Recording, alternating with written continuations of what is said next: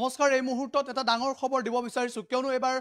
পশ্চিমবংগৰ মুখ্যমন্ত্ৰী মমতা বেনাৰ্জীৰ এটা মন্তব্যৰ পাছতে এতিয়া হকিয়নি দিছে মুখ্যমন্ত্ৰী হিমন্ত বিশ্ব শৰ্মাই কিয়নো মমতা বেনাৰ্জীয়ে উল্লেখ কৰিছে যদিহে পশ্চিমবংগ জ্বলে তেন্তে অসম জ্বলিব উত্তৰ পূৰ্বাঞ্চল জ্বলিব বিহাৰ জ্বলিব দিল্লী জ্বলিব বুলি উল্লেখ কৰিছে আৰু তাৰ পাছতে এতিয়া মুখ্যমন্ত্ৰী হিমন্ত বিশ্ব শৰ্মাই হকিয়নি দিছে মমতা বেনাৰ্জীক আমি সেই টুইটটো আমি আপোনালোকক দেখুৱাৰ চেষ্টা কৰিম ইতিমধ্যে আমি আপোনালোকক জনাইছো যে মুখ্যমন্ত্ৰী হিমন্ত বিশ্ব শৰ্মাই এবাৰ মমতা বেনাৰ্জীক হকিয়নি দিছে কিয়নো মমতা বেনাৰ্জী এটা মন্তব্য কৰিছে যিটো মন্তব্যক লৈ এতিয়া দেশৰ ৰাজনীতিত সলনিৰ সৃষ্টি হৈছে প্ৰতিক্ৰিয়াৰ সৃষ্টি হৈছে মমতা বেনাৰ্জীয়ে উল্লেখ কৰিছে যে যদিহে পশ্চিমবংগ জ্বলে তেন্তে অসম জ্বলিব বুলি কৈছে উত্তৰ পূৰ্বাঞ্চল জ্বলিব বুলি কৈছে দিল্লী জ্বলিব বুলি কৈছে মোদী চৰকাৰক সমালোচনা কৰিছে আমি প্ৰথমতে সেই মন্তব্যটোৰ কেইটাংশ শুনাই ল'ব বিচাৰিছো পশ্চিমবংগত আজি কি ধৰণে মমতা বেনাৰ্জীয়ে এই মন্তব্য কৰিছিল কি ধৰণে অসমৰ প্ৰসংগ টানি আনিছিল আমি সেই মন্তব্যটো প্ৰথমতে শুনাই ল'ব বিচাৰিছো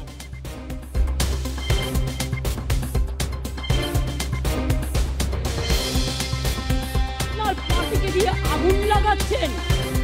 মনে রাখবেন বাংলায় যদি আগুন লাগান আসামও থেমে থাকবে না নর্থ ইস্টও থেমে থাকবে না উত্তর প্রদেশও থেমে থাকবে না বিহারও থেমে থাকবে না ঝাড়খণ্ড থেমে থাকবে না উড়িষ্যাও থেমে থাকবে না আর দিল্লিও থেমে থাকবে না আপনার চেয়ারটা আমরা টলমল করে দেব মোদি বাবু আপনার পার্টিকে দিয়ে আগুন লাগাচ্ছেন মনে রাখবেন বাংলায় যদি আগুন লাগান আসামও থেমে থাকবে না নর্থ ইস্টও থেমে থাকবে না উত্তর প্রদেশও থেমে থাকবে না বিহারও থেমে থাকবে না ঝাড়খণ্ড থেমে থাকবে না উড়িষ্যাও থেমে থাকবে না আর দিল্লিও থেমে থাকবে না আপনার চেয়ারটা আমরা টলমল করে দেব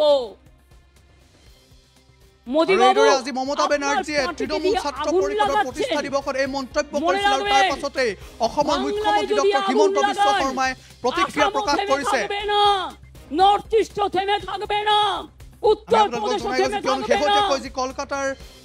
চিকিৎসকৰ যি ধৰ্ষণ আৰু হত্যাকাণ্ডৰ ঘটনা হৈছিল এই ঘটনাৰ পাছতে এতিয়া বিজেপিয়ে আজি পশ্চিমবংগত 12 ঘণ্টা বন্ধ ঘোষণা কৰিছিল তাৰ পাছতে কেনেধৰণৰ অপ্ৰীতিকৰ পৰিৱেশৰ সৃষ্টি হৈছিল সেই ইতিমধ্যে এই দৃশ্যসমূহ সামাজিক মাধ্যমত বা সংবাদ মাধ্যমত ইতিমধ্যে সেইবোৰ উপলব্ধ হৈ পৰিছে আৰু তাৰ পাছতে মমতা বেনাৰ্জীয়ে উল্লেখ কৰিছে যে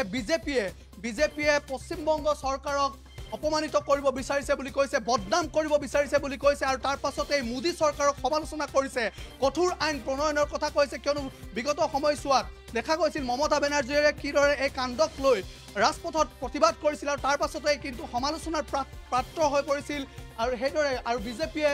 এই ঘটনাক লৈ কলকাতাৰ যি ভয়ংকৰ কাণ্ড সেই ভয়ংকৰ কাণ্ডক লৈ প্ৰতিবাদ সাব্যস্ত কৰিছিল বিজেপিৰ নেতা কৰ্মী ইতিমধ্যে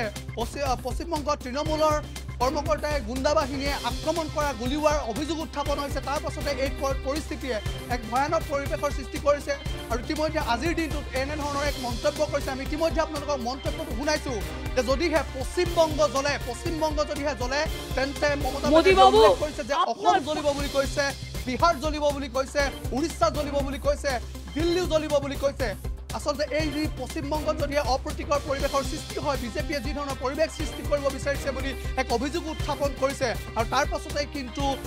ইয়াৰ প্ৰভাৱ যে সুদূৰ প্ৰসাৰিত হ'ব অসমকে ধৰি উত্তৰ পূৰ্বাঞ্চলত যে ইয়াৰ প্ৰভাৱ পৰিব এই কথা উল্লেখ কৰিছে কাকো শান্তিত থাকিবলৈ নিদিওঁ বুলি কৈছে আনকি মোদী চৰকাৰক মোদীৰ যি প্ৰধানমন্ত্ৰী নৰেন্দ্ৰ মোদীৰ আসনক লৈ এই তেওঁ মন্তব্য কৰিছে কি ধৰণে ৰাজনীতিৰ ক্ষেত্ৰখনত তেওঁ এক প্ৰত্যাহ্বানৰ সৃষ্টি কৰিব সেই কথা উল্লেখ কৰিছে আৰু তাৰ পাছতে কিন্তু মুখ্যমন্ত্ৰী হিমন্ত বিশ্ব শৰ্মাই এক্স হেণ্ডেলৰ সেই কথা প্ৰকাশ কৰিছে আমি সেই এক্স হেণ্ডেলৰ যি মন্তব্য আমি মুখ্যমন্ত্ৰী হিমন্ত বিশ্ব আমি আপোনালোকক দেখুৱাইছোঁ যে কি ধৰণে কৈছে মমতা বেনাৰ্জী উল্লেখ কৰি কৈছে যে আপোনাৰ এই ক্ষেত্ৰত এনেধৰণে কথা ক'বলৈ ক'ত সাহস পালে ইয়াক চৰম এক প্ৰকাৰৰ হকিয়নি দিছে কিয়নো এনেধৰণৰ ৰঙা চকু দেখুৱাবলৈ বাধা দিছে মুখ্যমন্ত্ৰী হিমন্ত বিশ্ব শৰ্মাই আৰু ইয়াৰ পাছতে কিন্তু এই বিষয়টো কেনেধৰণৰ ৰূপ লৈ সেয়া কিন্তু উল্লেখনীয় হ'ব আৰু আমাৰ হাতত সম্পূৰ্ণ মন্তব্য আছে অসমৰ ক্ষেত্ৰত যিহেতু মন্তব্য কৰিছিল ইয়াৰ উপৰিও আন ৰাজ্যসমূহৰ কথা তেওঁ উল্লেখ কৰিছিল মোদী চৰকাৰক কেনেদৰে সমালোচনা কৰিছিল বিজেপিক কি ধৰণে সমালোচনা কৰিছিল আমি সেই মন্তব্যটো আপোনালোকক শুনাব বিচাৰিছোঁ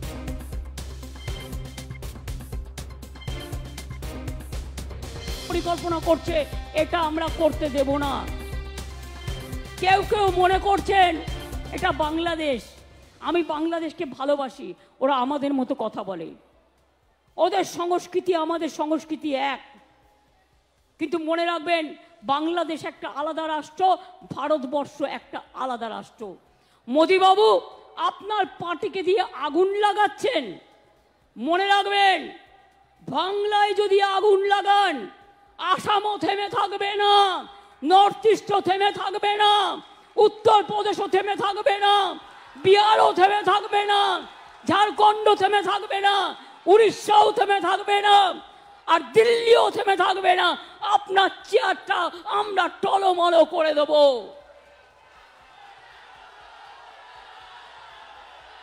চেয়ার দখলের লড়াই, ক্ষমতা থাকলে ভোটে যাও, গুলি নয়, ডেড বডি নয়, লাশ নয়, ক্ষমতা তোমাদের হাতে। কেন করছো না ফাঁসির জন্য, যে এইসব ধর্ষণ করলে ফাঁসি হবে? কেন এই আইনটা করছো না? অভিষেক যেটা বললো আমি তো সেটা লিখেছি। আমি এখনো বলি, নরেন্দ্র মোদী,